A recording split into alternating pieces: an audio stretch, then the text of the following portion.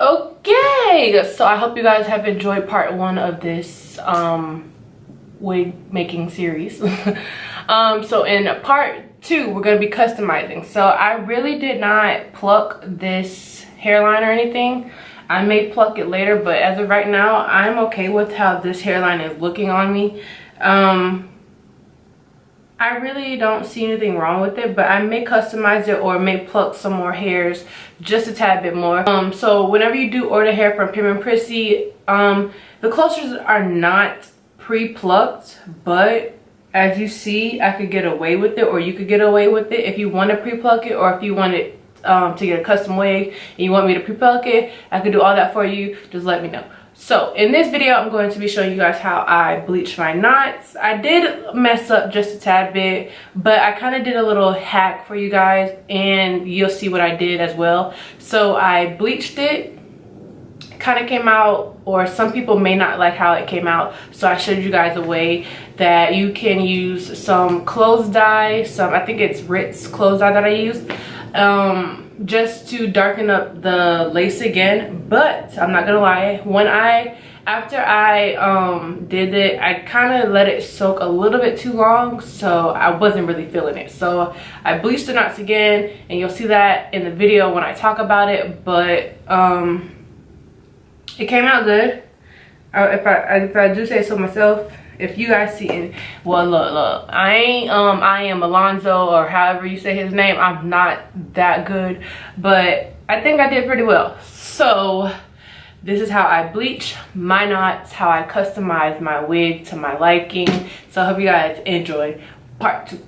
Alrighty, so now I got my Mink Mills back in my head. I'm getting ready to customize this wig and get it to my liking. So I'm going to flip this wig inside out real quickly and just cut out that remaining bit of wig cap that I do not need.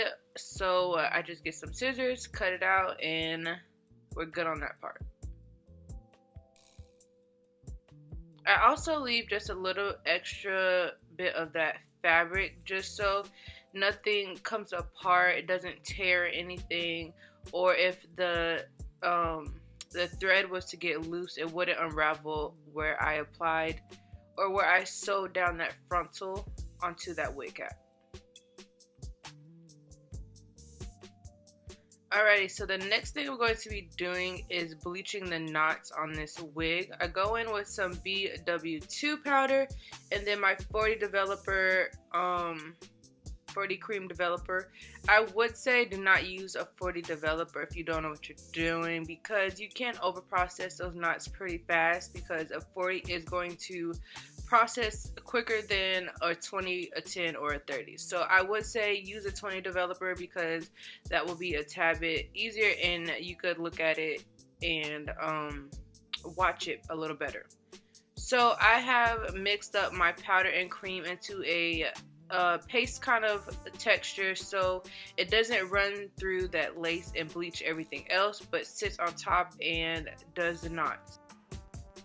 So after I apply this bleach all on the lace that needs to get dyed, I'm going to be letting it sit for a couple minutes just so those knots get processed how I need them to be, and then I'll be going on to the next step.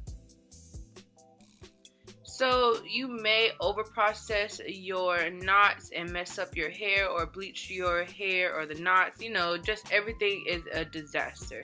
So after you do this, you know, you leave it on there too long, sometimes you can over process those knots in your hair and it ends up bleaching it to be a little bit too light for your liking. So I'm going to be going in and showing you guys what I do, or what you can do to fix that.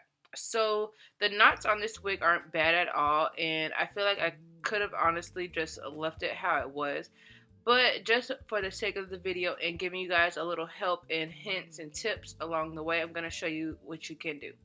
So I have some warm water and some Ritz dark brown dye. It's like clothes dye, you could use that, or you could use color or whatever you want to use. So I just pour some into the warm water, mix that up, and just place that frontal into that water so those knots get a tad bit of a tint on them.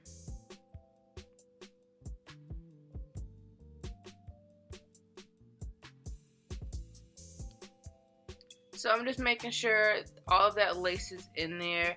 You really don't have to worry about the hair because it is a dark brown color, so it's not gonna be that bad. So I won't lie, I did leave the lace in there a tad bit too long, and it kind of, you know, tinted the knots back to the color that they were before I dyed them. So I'm just showing you guys how I applied the wig, but I did go back and bleach the knots again, and at the end of the video there will be a different segment, but you know, same dress. I love my house dress, y'all. But in the end segment, and I'll talk about it when it comes up, I did bleach the knots so they are a little so they look a little bit better than this does right here.